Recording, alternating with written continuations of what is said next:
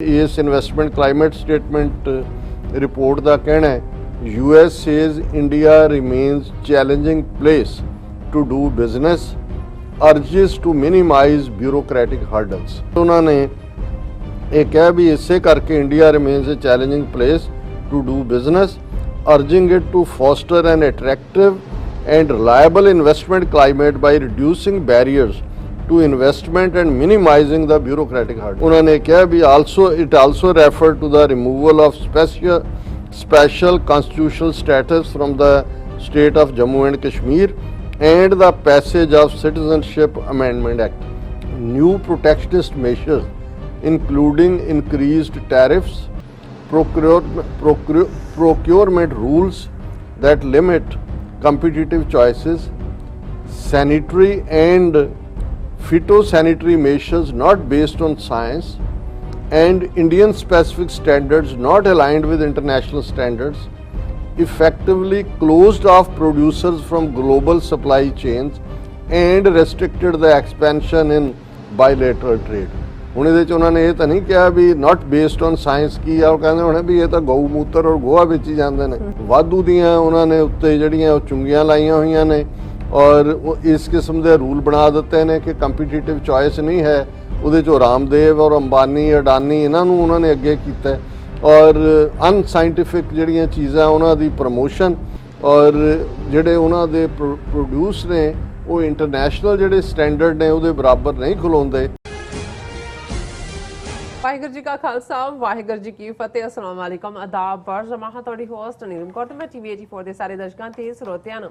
ਜੀ ਆਇਆਂ ਕਹਿੰਦੀ ਹਾਂ ਪ੍ਰੋਗਰਾਮ ਸੱਚੋ ਸੱਚ ਵਿੱਚ, ਜਿਹੜੇ ਇਸ ਪ੍ਰੋਗਰਾਮ ਨਾਲ ਦੇਸ਼ਾਂ ਵਿਦੇਸ਼ਾਂ ਤੋਂ ਜੁੜ ਚੁੱਕੇ ਨੇ। ਖਾਲਿਸਤਾਨ ਅਫੇਅਰ ਸੈਂਟਰ ਦੇ ਸੰਚਾਲਕ ਡਾਕਟਰ ਅਮਰਜੀਤ ਸਿੰਘ ਜੀ ਰੋਜ਼ਾਨਾ ਦੀ ਤਰ੍ਹਾਂ ਸਟੂਡੀਓ 'ਚ ਮੇਰੇ ਨਾਲ ਸ਼ਾਮਿਲ ਨੇ। ਉਹਨਾਂ ਨਾਲ ਗੱਲਬਾਤ ਕਰਕੇ ਅੱਜ ਦੇ ਇਸ਼ੂਜ਼ ਉੱਪਰ ਉਹਨਾਂ ਤੋਂ ਉਹਨਾਂ ਦੇ ਵਿਚਾਰ ਜਾਣਦੇ ਹਾਂ। ਜੀ ਰਾਜ ਸਾਹਿਬ ਵਾਹਿਗੁਰੂ ਜੀ ਕਾ ਖਾਲਸਾ ਵਾਹਿਗੁਰੂ ਜੀ ਕੀ ਫਤਿਹ। ਹਾਂਜੀ ਨੀਲਮ ਕੌਰ ਜੀ, ਤੁਹਾਨੂੰ ਵੀ ਤੇ ਦੁਨੀਆ ਭਰ 'ਚ ਬੈਠੇ ਸਾਡੇ ਬਹੁਤ ਹੀ ਪਿਆਰੇ ਸੋਹਣੇ ਸਿਆਣੇ TV 84 ਦੇ ਦਰਸ਼ਕਾਂ ਨੂੰ ਵੀ ਵਾਹਿਗੁਰੂ ਜੀ ਕਾ ਖਾਲਸਾ ਵਾਹਿਗੁਰੂ ਜੀ ਕੀ ਫਤਿਹ ਤੇ ਸਾਡੇ ਬਹੁਤ ਹੀ ਪਿਆਰੇ ਮੁਸਲਮਾਨ ਭੈਣਾਂ ਭਰਾਵਾਂ ਨੂੰ अस्सलाम वालेकुम। जी डॉक्टर साहब जी आनू प्रोग्राम सच्चो सच विच बहुत शुक्रिया जी। डॉक्टर साहब आज 22 जुलाई 2021 7 सावन नानकशाही संमत 553 ਦਾ ਦਿਨ ਹੈ ਤੇ ਡਾਕਟਰ ਸਾਹਿਬ ਪ੍ਰੋਗਰਾਮ ਸ਼ੁਰੂ ਕਰਨ ਤੋਂ ਪਹਿਲਾਂ ਅਸੀਂ ਦਰਸ਼ਕਾਂ ਤੇ ਸਰੋਤਿਆਂ ਨੂੰ ਹਮੇਸ਼ਾ ਤਰ੍ਹਾਂ ਦੱਸਿਓ ਵੀਅਰਸ, ਜੇ ਤੁਸੀਂ ਹੱਕ ਸੱਚ ਇਨਸਾਫ ਤੇ ਪੈਰਾ ਦਿੰਦਾ ਇੱਕੋ ਇੱਕ ਚੈਨਲ TV 84 ਨੂੰ ਦੇਖਣਾ ਚਾਹੁੰਦੇ ਹੋ ਤਾਂ ਤੁਸੀਂ ਦੇਖ ਸਕਦੇ ਸਪੈਕਟਰਮ ਕੇਬਲ, RCN ਕੇਬਲ, ਪੈਲਫਲ ਕੇਬਲ ਕੈਨੇਡਾ, roku, ਚਾਦੂ ਬਾਕਸ, ਸ਼ਾਵਾ, Facebook TV 84 ਦੀ ਐਪ ਰਾਹੀਂ online streaming and IP box ਤੇ ਤੁਸੀਂ TV 84 ਨੂੰ ਦੇਖ ਸਕਦੇ ਹੋ।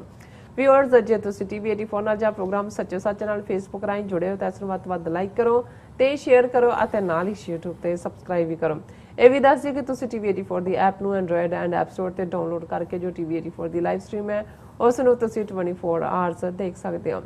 ਵੀਅਰਸ, ਹੁਣ ਅਸੀਂ ਆਪਣੇ ਪ੍ਰੋਗਰਾਮ ਦੀ ਸ਼ੁਰੂਆਤ ਕਰਨ ਜਾ ਰਹੇ ਹਾਂ ਔਰ ਪ੍ਰੋਗਰਾਮ ਦੇ ਸ਼ੁਰੂ ਵਿੱਚ ਤੁਹਾਨੂੰ ਆਪਾਂ ਦੱਸ ਦਈਏ ਕਿ ਅੱਜ ਦੇ ਪ੍ਰੋਗਰਾਮ ਨੂੰ ਜੋ ਸਪਾਂਸਰ ਕੀਤਾ ਗਿਆ ਉਹ ਕਿਹਨਾਂ ਵੱਲੋਂ ਕੀਤਾ ਗਿਆ। ਅੱਜ ਦਾ ਜਿਹੜਾ ਪ੍ਰੋਗਰਾਮ ਸੱਚੋ ਸੱਚ ਹੈ ਸਪਾਂਸਰ ਕੀਤਾ ਗਿਆ ਹੈ ਕੈਲੀਫੋਰਨੀਆ ਦੇ ਸੈਨ ਫਰਾਂਸਿਸਕੋ ਸ਼ਹਿਰ ਤੋਂ ਸਿੱਖ ਯੂਥ ਆਫ ਅਮਰੀਕਾ ਦੇ ਅਹੁਦੇਦਾਰ ਸਰਦਾਰ ਕੁਲਵੰਤ ਸਿੰਘ ਖਹਿਰਾ ਜੀ ਹੋਰਾਂ ਵੱਲੋਂ ਸਪਾਂਸਰ ਕੀਤਾ ਗਿਆ ਹੈ। ਸੋ ਸਿੱਖ ਯੂਥ ਆਫ ਅਮਰੀਕਾ ਰਾਹੀਂ ਕੈਲੀਫੋਰਨੀਆ 'ਚ ਸਰਦਾਰ ਕੁਲਵੰਤ ਸਿੰਘ ਅਤੇ ਸਾਥੀ ਸਿੰਘਾਂ ਨੇ ਖਾਲਸਾ ਦੀ ਜਿਹੜੀ ਆਵਾਜ਼ ਹੈ ਉਹ ਹਮੇਸ਼ਾ ਬੁਲੰਦ ਰੱਖੀ ਹੈ ਔਰ ਭਾਰਤੀ ਕੌਂਸੂਲੇਟ ਸਾਹਮਣੇ ਰੋਸ ਵਿਖਾਵਿਆਂ ਤੋਂ ਲੈ ਕੇ ਕਿਸਾਨੀ ਸੰਘਰਸ਼ ਤੱਕ ਇਹਨਾਂ ਹਮੇਸ਼ਾ ਆਪਣਾ ਮੋਢੀ ਰੋਲ ਜਿਹੜਾ ਹੈ ਉਹ ਅਦਾ ਕੀਤਾ ਹੈ। ਸੋ ਕੁਲਵੰਤ ਸਿੰਘ ਹੋਰਾਂ ਵੱਲੋਂ ਮੌਜੂਦਾ ਹਾਲਾਤਾਂ ਵਿੱਚ ਖਾਲਿਸਤਾਨ ਦੀ ਪ੍ਰਾਪਤੀ ਲਈ ਚੱਲ ਰਹੇ ਸੰਘਰਸ਼ ਪ੍ਰਤੀ ਵਚਨਬੱਧਤਾ ਜਿਹੜੀ ਹੈ ਉਹ ਦੁਹਰਾਈ ਗਈ ਹੈ। ਸੋ ਉਹਨਾਂ ਦਾ ਕਹਿਣਾ ਹੈ ਕਿ ਸਿੱਖ ਕੌਮ ਦੀ ਆਵਾਜ਼ ਦਾ ਚੁੱਕਣ ਵਾਲਾ ਜਿਹੜਾ ਮੀਡੀਆ ਅੱਜ ਸਰਕਾਰੀ ਵਿਰੋਧ ਚੱਲ ਰਿਹਾ ਹੈ। ਸੋ ਉਹਨਾਂ ਅਪੀਲ ਕੀਤੀ ਹੈ ਕਿ ਨਿਰਪੱਖਤਾ ਨਾਲ ਸਿੱਖ ਨਜ਼ਰੀਏ ਤੋਂ ਰੋਜ਼ਾਨਾ ਵਾਪਰੀਆਂ ਘਟਨਾਵਾਂ ਦਾ ਵਿਸ਼ਲੇਸ਼ਣ ਕਰਨ ਵਾਲੇ TV 84 ਅਦਾਰੇ ਦੀ ਸਾਨੂੰ ਸਾਰਿਆਂ ਨੂੰ ਮਦਦ ਕਰਨੀ ਚਾਹੀਦੀ ਹੈ ਔਰ ਆਪਣਾ ਜਿਹੜਾ ਦਸਵੰਧ ਕੱਢ ਕੇ TV 84 ਅਤੇ ਹੋਰ ਕੌਮੀ ਅਦਾਰਿਆਂ ਦੇ ਹੱਥ ਮਜ਼ਬੂਤ ਕਰੀਏ। ਸੋ ਅੱਜ ਦੀ ਸਪਾਂਸਰਸ਼ਿਪ ਲਈ ਅਸੀਂ ਉਹਨਾਂ ਦਾ ਤਹਿ ਦਿਲ ਤੋਂ ਸ਼ੁਕਰੀਆ ਅਦਾ ਕਰਦੇ ਹਾਂ। ਅਸੀਂ ਤੁਹਾਨੂੰ ਵੀ ਅਪੀਲ ਤੇ ਬੇਨਤੀ ਕਰਦੇ ਹਾਂ ਕਿ ਤੁਸੀਂ ਪ੍ਰੋਗਰਾਮ ਸੱਚੋ ਸੱਚ ਨੂੰ ਵੱਧ ਤੋਂ ਵੱਧ ਸਪਾਂਸਰ ਕਰੋ। ਸਪਾਂਸਰਸ਼ਿਪ ਲਈ ਤੁਸੀਂ ਸਾਨੂੰ ਕਾਲ ਕਰ ਸਕਦੇ ਹੋ 5166191984। ਤੁਸੀਂ ਸਾਨੂੰ ਈਮੇਲ ਵੀ ਕਰ ਸਕਦੇ ਹੋ info@tv84.tv ਤੇ ਤੁਸੀਂ ਸਾਨੂੰ WhatsApp ਵੀ ਕਰ ਸਕਦੇ ਹੋ ਸਾਡੇ ਨੰਬਰ ਤੇ 5166191984। ਸੋ ਵੀਅਰਸ, ਪ੍ਰੋਗਰਾਮ ਨੂੰ ਅੱਗੇ ਵਧਾਉਂਦੇ ਹਾਂ ਦੇ ਪਹਿਲੇ ਅਹਿਮ ਇਸ਼ੂ ਦੇ ਨਾਲ। ਉਸ ਦੇ ਵਿੱਚ ਆਪਾਂ ਗੱਲਬਾਤ ਕਰਨ ਜਾ ਰਹੇ ਹਾਂ ਕਿ US ਸਟੇਟ ਡਿਪਾਰਟਮੈਂਟ ਨੇ ਆਪਣੀ 2021 ਦੀ ਬਿਜ਼ਨਸ ਰਿਪੋਰਟ ਵਿੱਚ ਮੋਦੀ ਸਰਕਾਰ ਨੂੰ ਕਟਾਰੇ ਵਿੱਚ ਜਿਹੜਾ ਖੜਾ ਕਰ ਦਿੱਤਾ ਹੈ। ਸੋ ਰਿਪੋਰਟ ਅਨੁਸਾਰ ਮੋਦੀ ਸਰਕਾਰ ਦੇ ਪਹਿਲੇ 100 ਦਿਨਾਂ ਵਿੱਚ 2 ਕੰਟਰੋਵਰਸ਼ੀਅਲ ਜਿਹੜੇ ਕਾਨੂੰਨ ਪਾਸ ਕੀਤੇ ਗਏ। ਇਹਨਾਂ ਚੋਂ ਇੱਕ CAA ਕਾਨੂੰਨ ਹੈ ਅਤੇ ਦੂਸਰਾ ਜੰਮੂ ਕਸ਼ਮੀਰ ਚੋਂ ਆਰਟੀਕਲ 370 ਖਤਮ ਕਰਨ ਨਾਲ ਸੰਬੰਧਿਤ ਕਾਨੂੰਨ ਹੈ। ਸੋ ਇਹਨਾਂ ਦੋਨਾਂ ਕਾਨੂੰਨਾਂ ਬਾਰੇ ਆਪਾਂ ਵੇਰਵੇ ਨਾਲ ਗੱਲਬਾਤ ਕਰਨ ਜਾ ਰਹੇ ਹਾਂ। ਸੋ ਅਸੀਂ ਚਾਹਾਂਗੇ ਕਿ ਤੁਸੀਂ ਨਾਲ ਇਸੇ ਤਰ੍ਹਾਂ ਬਣੇ ਰਹਿਣਾ। ਦੇਖਣ ਸੁਣਨ ਲਈ ਤੁਹਾਡਾ ਸਭ ਦਾ ਬਹੁਤ ਬਹੁਤ ਸ਼ੁਕਰੀਆ ਜੀ। ਡਾਕਟਰ ਸਾਹਿਬ ਕੀ ਵਿਚਾਰ ਨੇ? ਦੇਖੋ, ਸਭ ਤੋਂ ਪਹਿਲਾਂ ਤਾਂ ਅਸੀਂ ਵੀਰ ਕੁਲਵੰਤ ਸਿੰਘ ਖਹਿਰਾ ਉਹਨਾਂ ਦਾ ਸ਼ੁਕਰੀਆ ਅਦਾ ਕਰਦੇ ਜੀ। ਤੁਸੀਂ ਉਹਨਾਂ ਬਾਰੇ ਔਰ ਉਹਨਾਂ ਦੀ ਸਿੱਖ ਯੂਥ ਆਫ ਅਮਰੀਕਾ ਨਾਲ ਐਸੋਸੀਏਸ਼ਨ ਔਰ ਵੈਸੇ ਵੀ ਸਾਰੇ ਬੇ ਏਰੀਏ 'ਚ ਹੀ ਨਹੀਂ, ਕੈਲੀਫੋਰਨੀਆ ਦੀਆਂ ਸਾਰੀਆਂ ਐਕਟੀਵਿਟੀਜ਼ 'ਚ ਉਹ ਇੱਕ ਸਿਆਣਪ ਭਰਿਆ ਮੋਢੀ ਰੋਲ ਅਦਾ ਕਰਦੇ ਨੇ ਔਰ ਅਸੀਂ ਹਮੇਸ਼ਾ ਹੀ ਜਿਹੜਾ ਹੈ ਉਹਨਾਂ ਦੇ ਉੱਤੇ ਰਿਲਾਈ ਕਰਦੇ ਹਾਂ। ਕਈ ਵਾਰੀ ਥੋੜੀ ਸੁਸਤੀ ਦਿਖਾਉਂਦੇ ਨੇ ਕਿਉਂਕਿ ਕਾਰੋਬਾਰੀ ਚੈਲੰਜਸ ਵੀ ਹੁੰਦੇ ਨੇ ਔਰ ਕਈ ਵਾਰ ਫੋਨ ਚੁੱਕਣ ਦੇ ਵਿੱਚ ਥੋੜਾ ਜਿਹਾ ਵਕਤ ਲਾ ਦਿੰਦੇ ਨੇ, ਲੇਕਿਨ ਝਿੜਕਾਂ ਖਾ ਕੇ ਮਾਫੀ ਮੰਗ ਕੇ ਫਿਰ ਸਾਨੂੰ ਵੀ ਪਤਾ ਹੈ ਵੀ ਸਾਡਾ ਜਿਹੜਾ ਵੀਲ ਹੈ ਉਸ ਦੇ ਇਹ ਪਹੀਏ ਨੇ ਜਿਹੜੇ ਸਾਡੇ 3-4 ਵੀਰ ਮੋਹਰੀ ਰੋਲ ਅਦਾ ਕਰਦੇ ਨੇ। ਔਰ TV 84 ਉਹ ਜ਼ਰੂਰ ਜਦੋਂ ਲਾਸਟ ਵੀ ਗੱਲ ਹੋਈ ਉਹ ਕਹਿੰਦਾ ਵੀ ਹੋਰ ਭਾਵੇਂ ਮੈਂ ਕਿਸੇ ਦਾ ਫੋਨ ਆਨਸਰ ਕਰਾਂ ਨਾ ਕਰਾਂ, ਹੋਰ ਮੈਂ ਕੁਝ ਨਹੀਂ ਸੁਣਦਾ, ਸੱਚੋ ਸੱਚ ਪ੍ਰੋਗਰਾਮ ਮੈਂ ਜ਼ਰੂਰ ਸੁਣ ਲੈਂਦਾ, ਮੈਨੂੰ ਪਤਾ ਲੱਗ ਜਾਂਦਾ ਦੁਨੀਆ 'ਚ ਕੀ ਹੋ ਰਿਹਾ। ਸੋ ਅਸੀਂ ਇਹ ਸਮਝਦੇ ਹਾਂ ਵੀ ਇਹ ਪੰਥਕ ਵੀਰ ਸਾਡਾ ਵਡਮੁੱਲਾ ਸਰਮਾਇਆ ਨੇ ਔਰ ਇਸ ਸਾਰੇ ਨੇ ਸਾਡੇ ਉਹਨਾਂ ਵੀਰਾਂ ਨੂੰ ਵੀ ਜਦੋਂ ਤੋਂ ਅਸੀਂ ਇਹ ਸਪਾਂਸਰਸ਼ਿਪ ਪ੍ਰੋਗਰਾਮ ਸ਼ੁਰੂ ਕੀਤੇ ਨੇ, ਜਿਵੇਂ ਅੱਜ ਹੀ ਇੱਕ ਵੀਰ ਰਣਜੀਤ ਸਿੰਘ ਉਹਨਾਂ ਦੀ ਕਾਲ ਆਈ, ਉਹਨਾਂ ਨੇ ਕਿਹਾ ਜੀ ਮੈਂ ਸਪਾਂਸਰ ਕਰਨਾ ਚਾਹੁੰਦਾ ਔਰ ਆਉਣ ਵਾਲੇ ਦਿਨਾਂ 'ਚ ਅਸੀਂ ਉਹਨਾਂ ਨੂੰ ਰੈਕਗਨਾਈਜ਼ ਵੀ ਕਰਾਂਗੇ। ਸੋ ਮੈਂ ਸਮਝਦਾ ਹਾਂ ਵੀ ਇਹ ਸਾਡੇ ਲਈ ਵੀ ਇੱਕ ਹੌਸਲੇ ਵਾਲੀ ਗੱਲ ਹੈ ਕਿ ਜਦੋਂ ਸਾਨੂੰ ਸਪੋਰਟ ਮਿਲਦੀ ਹੈ ਤੇ ਜ਼ਾਹਰ ਹੈ ਕਿ ਵੀ ਇਸ ਨਾਲ ਸਾਡੀ ਫਾਈਨੈਂਸ਼ੀਅਲ ਵਰੀ ਜਿਹੜੀ ਹੈ ਉਹ ਮੁੱਕਦੀ ਹੈ। ਸੋ ਅਸੀਂ ਇਹ ਦਰਖਾਸਤ ਵੀ ਕਰਾਂਗੇ ਆਪਣੇ ਦੂਸਰੇ ਵੀਰਾਂ ਭੈਣਾਂ ਨੂੰ ਵੀ ਕਿ ਭਾਵੇਂ ਤੁਸੀਂ ਅੱਜ ਕੱਲ੍ਹ ਕ੍ਰਾਈਸਿਸ ਵੀ ਸਾਰੇ ਕੋਵਿਡ-19 ਚੋਂ ਗੁਜ਼ਰੇ ਨੇ, ਕ੍ਰਾਈਸਿਸ ਵੀ ਹੈ, ਪਰ ਤੁਸੀਂ ਜੇ ਇੱਕ ਵਾਰ ਦਿਲ ਖੋਲ ਕੇ ਸਪਾਂਸਰ ਕਰਦੇ ਹੋ ਤੇ 1 ਸਾਲ ਅਸੀਂ ਤੁਹਾਨੂੰ ਫਿਰ ਬਾਦਰ ਨਹੀਂ ਕਰਾਂਗੇ ਕਿਉਂਕਿ ਇਹਦੇ ਨਾਲ ਇਹ ਗੱਡੀ ਤੁਰਦੀ ਰਹੇਗੀ। ਅਮਰੀਕਾ ਭਾਰਤ ਸਬੰਧ, ਹਾਲਾਂਕਿ ਇਸ ਕੋਈ ਸ਼ੱਕ ਨਹੀਂ ਕਿ ਜਦੋਂ ਬਾਈਡਨ ਐਡਮਿਨਿਸਟ੍ਰੇਸ਼ਨ ਨੇ ਟੇਕ ਓਵਰ ਕੀਤਾ ਤੇ ਮਿਕਸ ਜਿਹਾ ਰਿਐਕਸ਼ਨ ਸੀ ਬਹੁਤ ਸਾਰੇ ਹਲਕਿਆਂ ਦਾ। ਇੱਕ ਨੂੰ ਇਹ ਸੀ ਕਿ ਵੀ ਜਿਵੇਂ ਟਰੰਪ ਨੇ ਬਿਲਕੁਲ ਅੱਖਾਂ ਬੰਦ ਕੀਤੀਆਂ ਸੀ ਮੋਦੀ ਪ੍ਰਤੀ, ਮੋਦੀ ਨੇ ਵੀ ਉਹਨੂੰ ਆਪਣਾ ਫਰੈਂਡ ਬਣਾਇਆ ਸੀ, ਜੋ ਵੀ ਧੱਕੇਸ਼ਾਹੀ, ਕਿਉਂਕਿ ਟਰੰਪ ਖੁਦ ਇਨਸੈਂਸਿਟਿਵ ਸੀ, ਹਿਊਮਨ ਰਾਈਟਸ ਇਸ਼ੂ ਹੋਏ, ਮੀਡੀਆ ਦੀ ਫਰੀडम ਦੀ ਗੱਲ ਹੋਏ, ਫੇਕ ਨਿਊਜ਼ ਕਹਿ ਕੇ ਉਹ ਤਾਂ ਸਾਰਿਆਂ ਨੂੰ ਛੁਟਿਆਉਂਦਾ ਸੀ। ਔਰ ਉਸ ਪੀਰੀਅਡ ਦੇ ਵਿੱਚ ਹੀ ਅਸੀਂ ਦੇਖਦੇ ਹਾਂ ਕਿ ਅਮਰੀਕਾ ਦੇ ਵਿੱਚ ਵੀ ਸਿਵਲ ਲਿਬਰਟੀਜ਼ ਔਰ ਹਿਊਮਨ ਰਾਈਟਸ ਔਰ ਦੂਸਰੇ ਮੁੱਦਿਆਂ ਦੇ ਉੱਤੇ ਬੜੀ ਸਟਰੋਂਗ ਲੌਬੀ ਖੜੀ ਹੋਈ ਕਿਉਂਕਿ ਇਹ ਅਮਰੀਕਾ ਦੀ ਸਪਿਰਿਟ ਹੈ ਡੈਮੋਕ੍ਰੇਸੀ ਦੀ ਕਿ ਕਿਵੇਂ ਉਹਨਾਂ ਨੇ ਇਸ ਚੈਲੰਜ ਨੂੰ ਲਿਆ। ਔਰ ਇਹੀ ਕਾਰਨ ਸੀ ਕਿ ਅਲਟੀਮੇਟਲੀ ਲੋਕਾਂ ਦੀ ਰਾਏ 4 ਸਾਲ ਬਾਅਦ ਜਦੋਂ ਸੈਕੰਡ ਟਰਮ ਲਈ ਉਹਨਾਂ ਨੇ ਫੇਸ ਕੀਤਾ ਤੇ ਇਹ ਸਾਰੇ ਜਿਹੜੇ ਫੈਕਟਰ ਨੇ ਉਹਨਾਂ ਦੇ ਅਗੇਂਸਟ ਗਏ। ਜ਼ਾਹਰ ਹੈ ਕੋਵਿਡ-19 ਸਭ ਤੋਂ ਵੱਡਾ ਫੈਕਟਰ ਬਣਿਆ ਜਿਹੜੀ ਮਿਸ ਹੈਂਡਲਿੰਗ ਸੀ। ਔਰ ਲੇਕਿਨ ਬਾਈਡਨ ਲਗਭਗ 36 ਸਾਲ ਸੈਨੇਟ ਦੇ ਵਿੱਚ ਰਹੇ ਔਰ ਫੋਰਨ ਰਿਲੇਸ਼ਨਸ ਦੇ ਇਸ਼ੂ ਨੂੰ ਸਮਝਦੇ ਨੇ, ਸੈਨੇਟ ਫੋਰਨ ਰਿਲੇਸ਼ਨਸ ਕਮੇਟੀ ਦੇ ਚੇਅਰਮੈਨ ਵੀ ਰਹੇ ਔਰ ਡੈਮੋਕ੍ਰੇਟਾਂ ਬਾਰੇ ਅਕਸਰ ਹਿਊਮਨ ਰਾਈਟਸ ਲਫ਼ਜ਼ ਵੀ ਉਹਨਾਂ ਦੇ ਨਾਲ ਜੁੜਦਾ ਹੈ। ਹਾਲਾਂਕਿ ਜੇ ਅਸੀਂ ਕੁੱਲ ਮਿਲਾ ਕੇ ਦੇਖੀਏ ਤੇ ਆਮ ਲੋਕਾਂ ਦੀ ਡਿਬੇਟ ਹੀ ਹੁੰਦੀ ਹੈ ਕਿ ਜੀ ਡੈਮੋਕ੍ਰੈਟਸ ਦਾ ਇਹ ਸਟੈਂਡ ਹੈ ਤੇ ਰਿਪਬਲਿਕਨ ਦਾ ਇਹ ਹੈ। ਇਨ ਦਾ ਐਂਡ ਆਫ ਦਾ ਡੇ ਜਦੋਂ ਇਹ ਲਫ਼ਜ਼ ਆ ਜਾਂਦਾ ਹੈ ਕਿ ਇਨ ਦਾ ਇੰਟਰਸਟ ਆਫ ਦਾ ਨੇਸ਼ਨ, ਕਿ ਮੁਲਕ ਦੇ ਇੰਟਰਸਟ ਦੇ ਵਿੱਚ, ਮੁਲਕ ਦੇ ਲਾਭ ਦੇ ਵਿੱਚ ਅਸੀਂ ਇਹ ਫੈਸਲਾ ਲੈ ਰਹੇ ਹਾਂ, ਤਾਂ ਫਿਰ ਡੈਮੋਕ੍ਰੈਟ ਉਹ ਫੈਸਲੇ ਲੈਂਦੇ ਨੇ ਜਿੱਦਾਂ ਲਈ ਉਹ ਰਿਪਬਲਿਕਨਾਂ ਨੂੰ ਕ੍ਰਿਟਿਸਾਈਜ਼ ਕਰ ਰਹੇ ਹੁੰਦੇ ਨੇ ਤੇ ਰਿਪਬਲਿਕਨ ਉਹ ਫੈਸਲੇ ਲੈਂਦੇ ਨੇ ਜਿਹੜੇ ਡੈਮੋਕ੍ਰੈਟ ਜਿਨ੍ਹਾਂ ਨੂੰ ਹਿਊਮਨ ਰਾਈਟਸ ਵਾਇਓਲੇਸ਼ਨਸ ਕਹਿ ਰਹੇ ਹੁੰਦੇ ਨੇ। ਔਰ ਅਸੀਂ ਬਾਈਡਨ ਐਡਮਿਨਿਸਟ੍ਰੇਸ਼ਨ ਦੇ ਆਉਣ ਵੇਲੇ ਇੱਕ ਪਾਰਟ ਇਹ ਜ਼ਰੂਰ ਸੀ ਕਿ ਵੀ ਜਿਵੇਂ ਅੱਖਾਂ ਬੰਦ ਕਰਕੇ ਟਰੰਪ ਐਡਮਿਨਿਸਟ੍ਰੇਸ਼ਨ ਨੇ ਮੋਦੀ ਨੂੰ ਖੁੱਲੀ ਛੁੱਟੀ ਦਿੱਤੀ ਹੋਈ ਸੀ ਤੇ ਇਹ ਬਾਈਡਨ ਐਡਮਿਨਿਸਟ੍ਰੇਸ਼ਨ ਤੋਂ ਐਕਸਪੈਕਟੇਸ਼ਨ ਸੀ ਕਿ ਬੇਸ਼ੱਕ ਓਪਨਲੀ ਤਾਂ ਉਹ ਕ੍ਰਿਟਿਸਾਈਜ਼ ਨਹੀਂ ਕਰਨਗੇ ਇੰਡੀਆ ਨੂੰ, ਕਿਉਂਕਿ ਇਸ ਸਾਰੇ ਪੀਰੀਅਡ 'ਚ ਜਿਵੇਂ ਅਸੀਂ ਰੋਜ਼ਾਨਾ ਗੱਲ ਕਰਦੇ ਹਾਂ ਕਿ ਜਿਹੜਾ ਦੁਨੀਆ ਦੇ ਵਿੱਚ ਨਵੀਂ ਜਿਹੜੀ ਸਫਬੰਦੀ ਸ਼ੁਰੂ ਹੋਈ ਉਹਦੇ 'ਚ ਅਮਰੀਕਾ ਨੇ ਚੀਨ ਦੇ ਨੂੰ ਜਿਹੜਾ ਉਹ ਆਪਣੇ ਮੁਕਾਬਲ ਮੰਨਿਆ ਜਾਂ ਚੀਨ ਦੀ ਜਿਹੜੀ ਪ੍ਰੋਗਰੈਸ ਹੈ ਉਹ ਅਮਰੀਕਾ ਨੂੰ ਲੱਗਾ ਵੀ ਸਾਡੇ ਮੁਕਾਬਲ ਹੈ, ਔਰ ਉਸ ਖਿੱਤੇ ਦੇ ਵਿੱਚ ਫਿਰ ਭਾਰਤ ਦਾ ਮੋਢਾ ਇਸਤੇਮਾਲ ਕਰਕੇ ਕੁਆਡ ਜਿਹਦੇ 'ਚ ਅਸੀਂ ਦੇਖਦੇ ਹਾਂ, ਇਸ ਦੇ ਉੱਤੇ ਅਸੀਂ ਗੱਲ ਕਰਦੇ ਹਾਂ ਰੋਜ਼ ਹੀ, ਮੈਂ ਵੇਰ ਵਿੱਚ ਨਹੀਂ ਜਾਵਾਂਗਾ। ਔਰ ਕੁਆਡ ਜਿਹੜਾ ਹੈ ਉਹ ਜਿਹਨੂੰ ਰਸ਼ੀਆ ਨੇ ਵੀ ਇਹ ਕਿਹਾ ਕਿ ਦੈਟ ਇਜ਼ ਏਸ਼ੀਅਨ ਨੈਟੋ, ਕਿਉਂਕਿ ਰਸ਼ੀਆ ਹਮੇਸ਼ਾ ਇਸ ਗੱਲ ਨੂੰ ਨਫ਼ਰਤ ਕਰਦਾ ਹੈ ਕਿ ਕਿਵੇਂ ਰਸ਼ੀਆ ਨੂੰ ਘੇਰਨ ਦੇ ਲਈ ਜਿਹੜਾ ਹੈ ਉਹ north Atlantic treaty organisations, western Europe ਸਾਰਾ ਖੜਾ ਕੀਤਾ ਗਿਆ। ਸੋ ਰਸ਼ੀਆ ਨੇ ਵੀ ਇਸ ਨੂੰ ਹਮੇਸ਼ਾ ਕੰਡੈਮ ਕੀਤਾ ਹੈ, ਕਿਉਂਕਿ ਰਸ਼ੀਆ ਔਰ ਚਾਈਨਾ ਕਾਫੀ ਕਰੀਬ ਨੇ। ਔਰ ਇਸ ਕੁਆਡ ਦੇ ਚਲਦਿਆਂ ਜ਼ਾਹਰ ਹੈ ਕਿ ਜੇ ਹੁਣ ਔਰ ਕੁਆਡ ਦੇ ਨਾਲ ਦੂਸਰਾ ਪਾਰਟ ਆ ਗਿਆ, ਜ਼ਾਹਰ ਹੈ ਅਮਰੀਕਾ ਦੀ ਵੱਡੀ ਇੰਡਸਟਰੀ ਵੈਪਨ ਇੰਡਸਟਰੀ, ਔਰ ਭਾਰਤ ਨੇ ਮੋਦੀ ਦੇ ਐਡਮਿਨਿਸਟ੍ਰੇਸ਼ਨ ਦੇ ਵੇਲੇ ਇਹ ਕੀਤਾ ਜੀ ਕਿ ਅਗਲੇ 10 ਸਾਲ ਦੇ ਵਿੱਚ ਅਸੀਂ $100 ਬਿਲੀਅਨ ਦੇ ਵੈਪਨ ਖਰੀਦਾਂਗੇ। ਹੁਣ $100 ਬਿਲੀਅਨ ਦੇ ਵੈਪਨ, ਔਰ ਆਲਰੇਡੀ ਅਸੀਂ ਦੇਖ ਰਹੇ ਹਾਂ ਵੀ ਕਿਵੇਂ ਜਿਹੜਾ ਬਿਲੀਅਨਸ ਆਫ ਡਾਲਰਸ ਦੇ ਹਥਿਆਰ ਟਰੰਪ ਈਰਾ ਦੇ ਵਿੱਚ ਵੀ ਮੋਦੀ ਸਰਕਾਰ ਨੇ ਖਰੀਦੇ, ਔਰ ਕੁਝ ਜਿਹੜੇ ਨੇ ਉਹ ਪਾਈਪਲਾਈਨ ਦੇ ਵਿੱਚ ਨੇ, ਔਰ ਇਹ ਸਾਰਾ ਚੱਲ ਰਿਹਾ। ਔਰ 100 ਬਿਲੀਅਨ ਉਹਨਾਂ ਦਾ ਟਾਰਗੇਟ ਹੈ ਅਗਲੇ ਹੋਰ 6 ਸਾਲ ਦੇ ਵਿੱਚ ਇਹ ਅਮਾਊਂਟ ਕੰਪਲੀਟ ਕਰਨਾ। ਸੋ ਇਸ ਪ੍ਰੈਸ਼ਰ ਦੇ ਚਲਦੇ ਆ ਜਿੱਥੇ ਇੱਕ ਪਾਸੇ ਫਾਈਨੈਂਸ਼ੀਅਲ ਇੰਟਰਸਟ, ਸਟ੍ਰੈਟੇਜਿਕ ਇੰਟਰਸਟ, ਔਰ ਇੰਡੀਆ ਨੂੰ ਜਿਵੇਂ ਆਫ ਦਾ ਹੁੱਕ ਕੀਤਾ ਉਹਨਾਂ ਨੇ ਨਿਊਕਲੀਅਰ ਆਬਲੀਗੇਸ਼ਨ ਤੋਂ, ਇਹਦੇ ਬਾਵਜੂਦ ਕਿ ਨਾ ਇੰਡੀਆ ਨੇ ਨਾਨ ਪ੍ਰੋਲੀਫਰੇਸ਼ਨ ਟ੍ਰੀਟੀ ਤੇ ਦਸਤਖਤ ਕੀਤੇ ਨੇ, ਨਾ ਕੰਪਰੈਹੈਂਸਿਵ ਨਿਊਕਲੀਅਰ ਟੈਸਟ ਬੈਨ ਟ੍ਰੀਟੀ ਤੇ ਦਸਤਖਤ ਕੀਤੇ ਨੇ, ਔਰ ਇੰਡੀਆ ਦੀ ਕੁਰਬਤ 'ਚ ਜਾਂਦੇ ਆ ਅਮਰੀਕਾ ਨੇ ਜਿਵੇਂ ਪਾਕਿਸਤਾਨ ਨੂੰ ਛਿਟਕ ਕੇ ਪਰੇ ਸੁੱਟਿਆ, ਜਿਹੜਾ ਪਾਕਿਸਤਾਨ ਜਿਹੜਾ ਹੈ ਉਹ ਡਿਪੈਂਡੇਬਲ ਐਲਾਈ ਸੀ ਡਿਊਰਿੰਗ 60s 70s, ਈਵਨ ਚੀਨ ਦੇ ਨਾਲ ਦਰਵਾਜ਼ੇ ਵੀ ਪਾਕਿਸਤਾਨ ਨੇ ਖੋਲ੍ਹੇ। ਸੋ ਇਸ ਸਭ ਦੇ ਚਲਦੇ ਆ ਇਹ ਗੱਲ ਇੱਕ ਪਾਸੇ ਮੋਦੀ ਦੀ ਸੈਕੰਡ ਟਰਮ ਉਹਨੇ ਫਸਟ 100 ਡੇਜ਼ ਦੇ ਵਿੱਚ ਕੀ ਕੀਤਾ, ਹਾਲਾਂ ਉਦੋਂ ਫਸਟ 100 ਡੇਜ਼ ਦੇ ਵਿੱਚ ਤਾਂ ਟਰੰਪ ਐਡਮਿਨਿਸਟ੍ਰੇਸ਼ਨ ਹੀ ਸੀ, ਪਰ ਬਾਈਡਨ ਨੇ ਆਪਣੇ ਟੇਕ ਓਵਰ ਕਰਨ ਤੋਂ ਬਾਅਦ ਇਸ ਸਾਰੇ ਪੀਰੀਅਡ ਦੇ ਵਿੱਚ ਇੰਡੀਆ ਪ੍ਰਤੀ ਕੀ ਅਪਰੋਚ ਲਈ ਹੈ, ਅੰਦਰ ਖਾਤੇ ਉਹਨਾਂ ਨੇ ਕਿੰਨਾ ਕੁ ਘੂਰਿਆ ਸਾਨੂੰ ਪਤਾ ਨਹੀਂ, ਪਰ ਅਸੀਂ ਪਬਲਿਕਲੀ ਦੇਖਦੇ ਹਾਂ ਕਿ ਵੀ ਇਹ ਤਾਂ ਜ਼ਰੂਰ ਹੋਇਆ ਕਿ ਪਾਕਿਸਤਾਨ ਪ੍ਰਤੀ ਕੋਈ ਖੁੱਲੀ ਨੈਗੇਟਿਵਿਟੀ ਨਹੀਂ ਆਈ, ਇਸ ਦੇ ਉਲਟ ਜਿਹੜਾ ਉਹਨਾਂ ਨੇ ਇੱਕ ਬੈਲੈਂਸ ਸਟ੍ਰਾਈਕ ਕਰਨ ਦੀ ਕੋਸ਼ਿਸ਼ ਕੀਤੀ। ਔਰ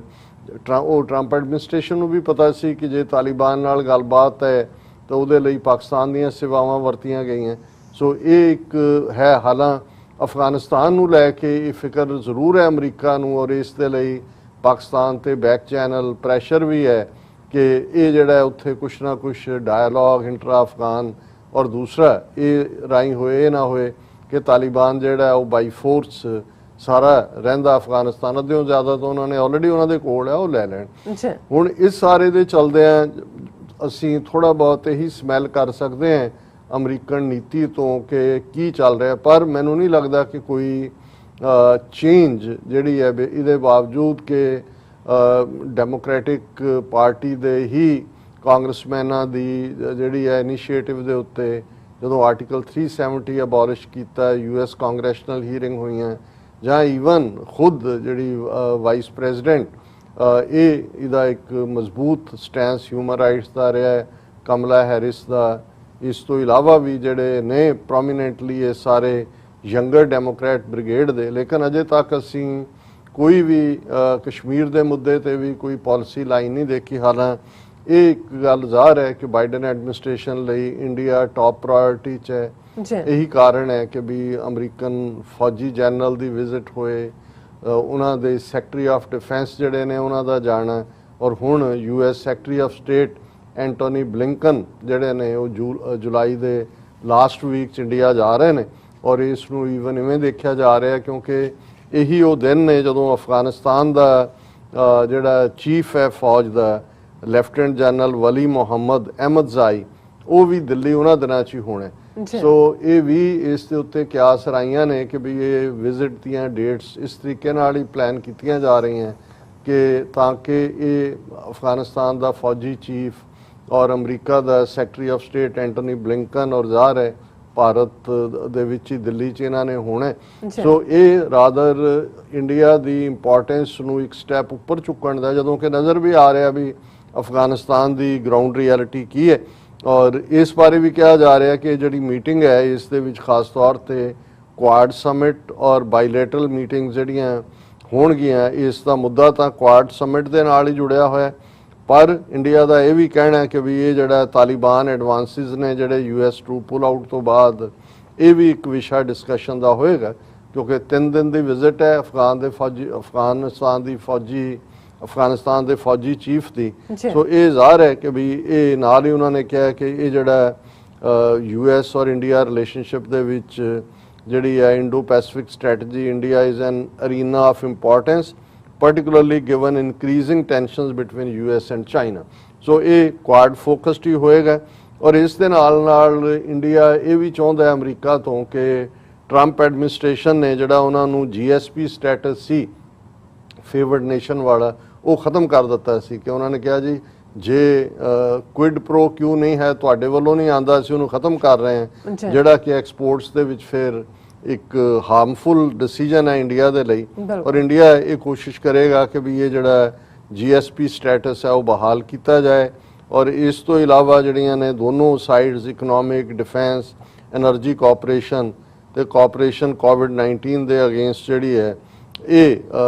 ਇਸ ਦੇ ਵਿੱਚੋਂ ਮਦਦ ਮੰਗ ਰਹੇ ਨੇ। ਔਰ US ਨੇ 1 ਬਿਲੀਅਨ ਤੋਂ ਜ਼ਿਆਦਾ ਵੈਕਸੀਨਸ ਬਣਾਉਣ ਦਾ ਇਨੀਸ਼ੀਏਟਿਵ ਹੈਗਾ, ਔਰ ਹੁਣ ਤਾਂ ਬਹੁਤ ਸਾਰੀਆਂ ਜਿਹੜੀਆਂ ਜਿਨ੍ਹਾਂ ਨੇ ਵੈਕਸੀਨਸ ਬਣਾਈਆਂ ਨੇ ਉਹ 3rd ਡੋਜ਼ ਦੀ ਗੱਲ ਵੀ ਕਰ ਰਹੀਆਂ ਕਿ 2nd ਬੂਸਟਰ ਤੋਂ ਬਾਅਦ 3rd ਦੀ ਵੀ ਲੋੜ ਹੈ। ਔਰ ਆਲਮੋਸਟ ਮੈਨੂੰ ਲੱਗਦਾ ਹੈ ਵੀ ਇਹ ਵਰਲਡ ਹੈ, ਕਿਉਂਕਿ ਡੈਲਟਾ ਵੇਰੀਐਂਟ ਕਾਫੀ ਐਕਸਪੈਂਡ ਕਰ ਰਿਹਾ ਹੈ, ਇੰਡੀਆ 'ਚ ਵੀ ਹੈ, ਪਾਕਿਸਤਾਨ ਦੇ ਵੀ ਕਰਾਚੀ ਸ਼ਹਿਰ 'ਚੋਂ ਇਸ ਦੀਆਂ ਖਬਰਾਂ ਨੇ ਕਿ ਕਾਫੀ ਤੇਜ਼ੀ ਨਾਲ ਸਪਰੈਡ ਹੋ ਰਿਹਾ ਹੈ, ਉਹਨੂੰ ਜਿਹੜਾ ਡੈਲਟਾ ਵੇਰੀਐਂਟ 4 ਕਿਹਾ ਜਾ ਰਿਹਾ। ਸੋ ਜ਼ਾਹਰ ਹੈ ਕਿ 3rd ਡੋਜ਼ ਦੀ ਵੀ ਲੋੜ ਹੈ ਤੇ ਉਹਦੇ ਲਈ ਵੀ ਅਮਰੀਕਾ ਵਾਲੀ ਇਹ ਦੇਖ ਰਹੇ ਨੇ। ਸੋ ਇਹ ਜਿਹੜਾ ਇੱਕ ਪਾਸੇ ਤਾਂ ਇਹ ਹੈ ਕਿ ਕਿਸ ਪਾਸੇ ਨੂੰ ਗੱਲ ਜਾਏਗੀ, ਦੂਸਰੇ ਪਾਸੇ ਅਸੀਂ ਇਹ ਵੀ ਦੇਖਿਆ ਅੱਜ ਜਿਹੜੀ ਤੁਸੀਂ ਮੇਨ ਇਸ ਨੂੰ ਖਬਰ ਬਣਾਇਆ ਕਿ ਇੱਕ, ਕਿਉਂਕਿ ਜਦੋਂ ਅਸੀਂ ਸਟੇਟ ਡਿਪਾਰਟਮੈਂਟ ਰਿਪੋਰਟਸ ਦੀ ਗੱਲ ਕਰਦੇ ਹਾਂ, ਸਟੇਟ ਡਿਪਾਰਟਮੈਂਟ ਜ਼ਾਹਰ ਹੈ ਫੋਰਨ ਅਫੇਅਰਸ ਦੇ ਮਹਿਕਮੇ ਨੂੰ ਇੱਥੇ ਕਹਿੰਦੇ ਨੇ, ਉਹਨਾਂ ਦੇ ਵਿੱਚ ਉਹਨਾਂ ਦੀ ਇੱਕ ਤਾਂ ਰਿਲੀਜੀਅਸ ਫਰੀडम ਦੇ ਥੱਲੇ ਸਟੇਟ ਡਿਪਾਰਟਮੈਂਟ ਦੀ ਰਿਪੋਰਟ ਹੁੰਦੀ ਹੈ, ਇੱਕ ਓਵਰਆਲ ਕੰਟਰੀ ਰਿਪੋਰਟ ਹੁੰਦੀ ਹੈ ਪੂਰੇ ਸਾਲ ਤੇ ਬੇਸਡ ਕਿ ਵੀ ਉਸ ਕੰਟਰੀ ਦੀ ਕੀ ਕਾਰਗੁਜ਼ਾਰੀ ਰਹੀ। ਪਰ ਕਿਉਂਕਿ ਇਹ ਕੈਪੀਟਲਿਸਟ ਦਾ ਮੁਲਕ ਹੈ ਔਰ ਇਹਨਾਂ ਨੇ ਇਹ ਦੇਖਣ ਲਈ ਵੀ ਮੁਲਕ ਦੇ ਬਿਜ਼ਨਸ ਇੰਟਰਸਟ ਕਿੱਥੇ ਕਿਵੇਂ ਨੇ ਕੀ ਨੇ, ਇੱਕ ਇਹ ਰਿਪੋਰਟ ਕੱਢਦੇ ਨੇ, ਉਹਨਾਂ ਨੂੰ ਕਹਿੰਦੇ ਨੇ ਕਿ 2021 ਇਨਵੈਸਟਮੈਂਟ ਕਲਾਈਮੇਟ ਸਟੇਟਮੈਂਟ। ਇਹ ਰਿਪੋਰਟ ਵੀ ਹੈ, ਸਟੇਟਮੈਂਟ ਵੀ ਹੈ, ਔਰ ਇਹ ਵੀ ਕੰਟਰੀ ਬੇਸਡ ਹੁੰਦੀ ਹੈ। ਸੋ ਜਿਹੜੀ ਇੰਡੀਆ ਪ੍ਰਤੀ ਹੈ 2021 investment climate statement India report, ਜਿਹੜੀ ਉਹਨਾਂ ਨੇ ਅੱਜ ਹੀ ਰਿਲੀਜ਼ ਕੀਤੀ, ਉਸ ਦੇ ਵਿੱਚ ਉਹਨਾਂ ਨੇ ਇਹ, ਕਿਉਂਕਿ ਇਹਦੇ 'ਚ ਤੁਸੀਂ ਦੇਖੋਗੇ ਕਿ ਇਕਨੋਮਿਕ ਸਰਵੇ ਦੀਆਂ ਇੰਟਰਨੈਸ਼ਨਲ ਰਿਪੋਰਟਸ ਹੁੰਦੀਆਂ ਨੇ, ਇੱਕ ਰਿਪੋਰਟ ਹੁੰਦੀ ਹੈ country of ease to do business, ਕਿ ਕਿਹੜੇ ਮੁਲਕ ਦੇ ਵਿੱਚ ਕਿਸ ਕਿਸਮ ਦੀਆਂ ਕੰਡੀਸ਼ਨਸ ਨੇ ਜਿੱਥੇ ਆਸਾਨੀ ਦੇ ਨਾਲ ਜਿਹੜੀ ਹੈ ਉਹ ਬਿਜ਼ਨਸ ਕੀਤੀ ਜਾ ਸਕਦੀ ਹੈ, ਕਿੱਥੇ ਹਰਡਲਸ ਨੇ। ਸੋ ਇੰਡੀਆ ਬੇਸ਼ੱਕ ਨਹਿਰੂ ਈਰਾ ਦੇ ਇੰਸਪੈਕਟਰ ਰਾਜ ਚੋਂ ਨਿਕਲ ਕੇ ਮਨਮੋਹਨ ਸਿੰਘ ਪੀਰੀਅਡ 1992 ਜਦੋਂ ਫਾਈਨੈਂਸ ਮਿਨਿਸਟਰ ਬਣਦਾ ਹੈ, ਜਿਹਨੂੰ ਇਕਨੋਮਿਕਲ ਰਿਫਾਰਮਸ ਕਿਹਾ ਜਾਂਦਾ ਹੈ, ਉਹਦੇ ਥੱਲੇ ਕਾਫੀ ਕੁਛ ਜਿਹੜਾ ਹੈ ਉਹ ਰੈਸਟ੍ਰਿਕਸ਼ਨਸ ਘਟੀਆਂ। ਫਿਰ ਜਦੋਂ ਤੱਕ ਮੋਦੀ ਦੀ ਪਹਿਲੀ ਹਕੂਮਤ ਬਣਦੀ ਹੈ, ਜਿਹੜੀ FDI ਫੋਰਨ ਡਾਇਰੈਕਟ ਇਨਵੈਸਟਮੈਂਟ, ਜਿਹਦਾ ਇਹ ਕ੍ਰਾਈਟੇਰੀਆ ਇੱਕ ਸਟੇਜ ਤੇ ਸੀ ਕਿ 51% ਸ਼ੇਅਰ ਹੋਲਡਰ ਇੰਡੀਅਨ ਹੋਏਗਾ, 49 ਦੂਸਰਾ ਕਰ ਸਕਦਾ ਹੈ, ਉਹਦੇ 'ਚ ਵੀ ਉਹਨਾਂ ਨੇ ਨਾ ਸਿਰਫ FDI ਨੂੰ ਈਜ਼ੀ ਕੀਤਾ ਹੈ, ਸਗੋਂ ਬਹੁਤ ਸਾਰੇ ਜਿਹੜੇ ਫੀਲਡ ਨੇ ਉਹ ਖੋਲ੍ਹੇ ਉਹਨਾਂ ਦੇ ਲਈ ਕਿ ਫੋਰਨ ਇਨਵੈਸਟਮੈਂਟ ਹੋਏ। ਲੇਕਿਨ ਇਹਦੇ ਬਾਵਜੂਦ ਇਸ ਇਨਵੈਸਟਮੈਂਟ ਕਲਾਈਮੇਟ ਸਟੇਟਮੈਂਟ ਰਿਪੋਰਟ ਦਾ ਕਹਿਣਾ ਹੈ US says India remains challenging place to do business, urges to minimize bureaucratic hurdles। ਹੁਣ ਜ਼ਾਹਰ ਹੈ ਕਿ ਉੱਪਰ ਬੇਸ਼ੱਕ ਕਾਨੂੰਨ ਹੋ ਕੇ ਲਾਓ, ਪੈਸਾ ਲਿਆਓ, ਕੋਈ ਇਨਵੈਸਟਮੈਂਟਸ ਤਾਂ ਆਈਆਂ ਨਹੀਂ। ਚਾਈਨਾ 'ਚ ਜਿਹਦੀ $15 ਟ੍ਰਿਲੀਅਨ ਦੀ ਇਕਨੋਮੀ ਹੈ, ਚਾਈਨਾ ਅੱਜ ਵੀ ਇਹਦੇ ਬਾਵਜੂਦ ਟਰੰਪ ਈਰਾ ਦੇ ਵਿੱਚ ਕਿੰਨੀ ਹੇਟਡ ਹੋਈ, ਜਾਂ ਬਾਈਡਨ ਵੀ ਉਹੀ ਪਾਲਿਸੀ ਐਂਟਾਈ ਚਾਈਨਾ ਫੋਲੋ ਕਰ ਰਿਹਾ, ਬਟ ਚਾਈਨਾ ਇਜ਼ ਅਟਰੈਕਟਿੰਗ ਇਨਵੈਸਟਮੈਂਟ, ਕਿਉਂਕਿ ਜਿਹੜਾ ਵਪਾਰੀ ਹੈ ਉਹ ਹਮੇਸ਼ਾ ਉੱਥੇ ਜਾਂਦਾ ਹੈ ਜਿੱਥੇ ਉਹ ਦੇਖਦਾ ਹੈ ਵੀ ਆਸਾਨੀ ਨਾਲ ਉਹ ਕਿੱਥੇ ਆਪਣਾ ਇਨਵੈਸਟ ਕਰ ਸਕਦਾ ਔਰ ਉਹਦੀ ਰਿਟਰਨ ਕੀ ਹੈ। ਹੁਣ ਭਾਰਤ ਦੇ ਵਿੱਚ ਇਹਦੇ ਬਾਵਜੂਦ ਇਹ ਜੋ ਮਰਜ਼ੀ ਜਬਲੀਆਂ ਮਾਰੀ ਜਾਣ, विश्व गुरु और प्रोग्रेसिंग और 2025 तक हम चीन को पीछे छोड़ देंगे, 2050 में अमेरिका को पीछे छोड़ देंगे, पर ना उन्होंने कोल इंफ्रास्ट्रक्चर है, ना कोई प्रॉपर जड़ा और ब्यूरोक्रेटिक जिन्होंने उत्थे रेड टेप कहा जाता है, ਜਿਹੜੀ ਅਫਸਰਸ਼ਾਹੀ ਦਾ ਰਵੱਈਆ ਉਹ ਤਾਂ ਉਹੀ ਹੈ ਗੋਰਿਆਂ ਦੇ ਜ਼ਮਾਨੇ ਵਾਲਾ। ਔਰ ਇਹ ਇਸ ਰਿਪੋਰਟ ਦੇ ਵਿੱਚ ਪੁਆਇੰਟ ਆਊਟ ਕੀਤਾ ਗਿਆ ਕਿ ਇਹ ਜਿਹੜਾ ਉਹਨਾਂ ਦਾ ਬਿਊਰੋਕ੍ਰੈਟਿਕ ਹਰਡਲਸ ਨੇ ਜਿਹਨੂੰ ਬਿਊਰੋਕ੍ਰੇਸੀ ਦਾ ਕਰਦੇ, ਔਰ ਨਾਲ ਦੀ ਨਾਲ ਉਹਨਾਂ ਨੇ ਇਹ ਕਿਹਾ ਵੀ ਇਸੇ ਕਰਕੇ India remains a challenging place to do business, urging it to foster an attractive and reliable investment climate by reducing barriers to investment and minimising the bureaucratic hurdles, ਕਿ ਇਹਨੂੰ ਘੱਟ ਕਰੋ, ਆਸਾਨ ਬਣਾਓ ਤਾਂ ਕਿ ਕੋਈ ਜਿਹੜਾ ਬਾਹਰਲਾ ਵਪਾਰੀ ਹੈ ਇਨਵੈਸਟ ਕਰ ਸਕੇ। ਔਰ ਨਾਲ ਦੀ ਨਾਲ ਉਹਨਾਂ ਨੇ ਜਿੱਥੇ ਹੁਣ ਜਦੋਂ ਇਹ ਈਵਨ ਬਿਜ਼ਨਸ ਇਨਵੈਸਟਮੈਂਟ ਦੇ ਲਈ ਕੈਸਾ ਕਲਾਈਮੇਟ ਹੈ, ਫਿਰ ਪਾਸਿੰਗ ਰੈਫਰੈਂਸ ਦੇ ਵਿੱਚ ਪੋਲੀਟੀਕਲ ਕਲਾਈਮੇਟ ਦੀ ਗੱਲ ਕਰਦੇ ਨੇ, ਪੋਲੀਟੀਕਲ ਸਪੈਸੀਫਿਕ ਨਹੀਂ ਹੁੰਦਾ, ਉਹ ਕੰਟਰੀ ਰਿਪੋਰਟ 'ਚ ਹੋਏਗਾ ਜਾਂ ਰਿਲੀਜੀਅਸ ਫਰੀडम ਰਿਪੋਰਟ 'ਚ ਹੋਏਗਾ, ਪਰ ਇਹਨਾਂ ਨੇ ਇਹਦੇ 'ਚ ਵੀ ਇਹਦਾ ਮੈਂਸ਼ਨ ਕਰ ਦਿੱਤਾ ਹੈ। ਉਹਨਾਂ ਨੇ ਕਿਹਾ ਵੀ it also refer to the removal of special constitutional status from the state of Jammu and Kashmir and the passage of Citizenship Amendment Act CAA और आर्टिकल 370 ਦੀ ਗੱਲ ਉਹਨਾਂ ਨੇ ਕੀਤੀ। ਉਹਨਾਂ ਨੇ ਕਿਹਾ ਕਿ ਵੀ ਹੁਣ ਇਹ ਪਹਿਲਾਂ ਤਾਂ ਰੁਕਾਵਟਾਂ ਨੇ ਕਿ ਬਿਊਰੋਕ੍ਰੈਟਿਕ ਹਰਡਲਸ ਕੀ ਨੇ, new protectionist measures including increased tariffs, procurement rules that limit competitive choices, sanitary and phytosanitary measures not based on science, and Indian specific standards not aligned with international standards, effectively closed off producers from global supply chains and restricted the expansion in bilateral trade. ਹੁਣ ਇਹਦੇ 'ਚ ਉਹਨਾਂ ਨੇ ਇਹ ਤਾਂ ਨਹੀਂ ਕਿਹਾ ਵੀ not based on science ਕੀ ਆ, ਉਹ ਕਹਿੰਦੇ ਹੋਣੇ ਵੀ ਇਹ ਤਾਂ ਗਊ ਮੂਤਰ ਔਰ ਗੋਹਾ ਵੇਚੀ ਜਾਂਦੇ ਨੇ। ਹੁਣ ਉਹਨਾਂ ਦੇ ਨਾਲ ਹੁਣ ਜਿਹੜੀ ਜੇ 30,000 ਕਰੋੜ ਦੀ ਰਿਟਰਨ ਉਹਦੀ ਪਤੰਜਲੀ ਰਾਮਦੇਵ ਦੀ ਉਸ ਫਰਾਡ ਦੀ ਹੈ, ਤੇ ਹੁਣ ਇਹੀ ਮਾਰਕੀਟ ਜਿਹੜੀ ਹੈ ਜੇ ਤੁਸੀਂ ਸਾਇੰਟੀਫਿਕ ਬੇਸਡ, ਕਿਉਂਕਿ ਇੱਥੇ ਘੱਟੋ ਘੱਟ ਜਿਹੜਾ ਵੀ ਪ੍ਰੋਡਕਟ ਹੁੰਦਾ ਉਹ ਲੰਘਿਆ ਹੁੰਦਾ ਉਹ ਸਾਰੀ ਰਿਸਰਚੋਂ ਜਾਂ ਦੂਜੇ ਚੋਂ, ਸੋ ਉਹਨਾਂ ਨੇ ਬਾਕੀਆਂ ਦੀ ਮਾਰਕੀਟ ਖਾ ਲਈ ਹੈ। ਔਰ ਇਸ ਨੂੰ ਵੀ ਉਹਨਾਂ ਨੇ ਕਿਹਾ ਕਿ ਭਾਈ ਵਾਧੂ ਦੀਆਂ ਉਹਨਾਂ ਨੇ ਉੱਤੇ ਜਿਹੜੀਆਂ ਉਹ ਚੁੰਗੀਆਂ ਲਾਈਆਂ ਹੋਈਆਂ ਨੇ ਔਰ ਇਸ ਕਿਸਮ ਦੇ ਰੂਲ ਬਣਾ ਦਿੱਤੇ ਨੇ ਕਿ ਕੰਪੀਟੀਟਿਵ ਚੋਇਸ ਨਹੀਂ ਹੈ, ਉਹਦੇ 'ਚੋਂ ਰਾਮਦੇਵ ਔਰ ਅੰਬਾਨੀ ਅਡਾਨੀ ਇਹਨਾਂ ਨੂੰ ਉਹਨਾਂ ਨੇ ਅੱਗੇ ਕੀਤਾ, ਔਰ ਅਨਸਾਇੰਟੀਫਿਕ ਜਿਹੜੀਆਂ ਚੀਜ਼ਾਂ ਉਹਨਾਂ ਦੀ ਪ੍ਰਮੋਸ਼ਨ ਔਰ